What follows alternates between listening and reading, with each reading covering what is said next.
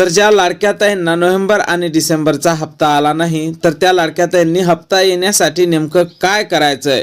उर्वरित लाडक्या बहिणींना म्हणजे डिसेंबरचा लाभ बऱ्याच लाडक्या बहिणींना मिळालेला आहे, पण उर्वरित लाडक्या बहिणींना लाडकी बहीण योजनेचा जो 18व्या हप्त्याचं वितरण आहे तो कोणत्या दिवसापासून सुरू होईल, तर या संबंधी माहिती समोरच्या एका मिनिटात आपण पाहणार आहोत। त्यापूर्वी तुम्ही जर नवीन असाल तर नक्कीच आपल्या व्हिडिओला लाईक करून चॅनलला सबस्क्राईब करून घ्या।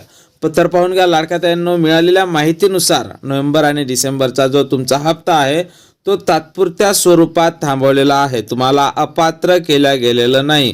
तर नोव्हेंबर आणि डिसेंबरचा हप्ता जो आहे तो थांबवण्याचं सर्वात महत्त्वाचं कारण म्हणजे तुमची ई-केवायसी आहे। ज्या महिलांनी ई-केवायसी केलेली नसेल त्यांचा लाभ सुद्धा थांबवलेला आहे, आणि ज्या महिलांनी ई-केवायसी चुकीच्या पद्धतीने केली असेल अशा महिलांचा लाभ सुद्धा तात्पुरत्या स्वरूपात थांबवलेला आहे। लाडक्या ताईंनो, सरकार एवढ्या मोठ्या प्रमाणात लाडक्या बहिणींना अपात्र करणार नाही, त्यामुळे तुम्ही चिंता करू नका।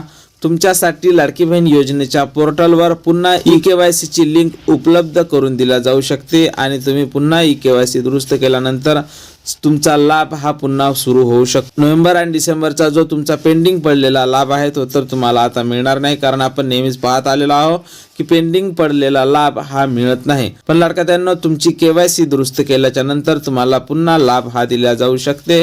त्यानंतर सूत्रांकडून मिळालेल्या माहितीनुसार डिसेंबरचा लाभ हा अजूनपर्यंत थांबलेला नाही। उर्वरित लाडक्या बहिणींना 16 तारखेच्या नंतर म्हणजे 14-15 तारखेला निवडणूक आणि मतमोजणी आहे, तर 16 तारखेच्या नंतर त्यांना लाभ हा वितरित होण्याची शक्यता आहे। आणि या संदर्भात जशी काही नवीन अपडेट आपल्याकडे उपलब्ध होईल, सर्वप्रथम तुम्हाला आपल्या चॅनलवर त्या संदर्भात माहिती पाहायला मिळणार आहे। त्यामुळे तुम्ही जर नवीन असाल तर नक्कीच आपल्या व्हिडिओला लाईक करून चॅनलला सबस्क्राईब करा। जय महाराष्ट्र।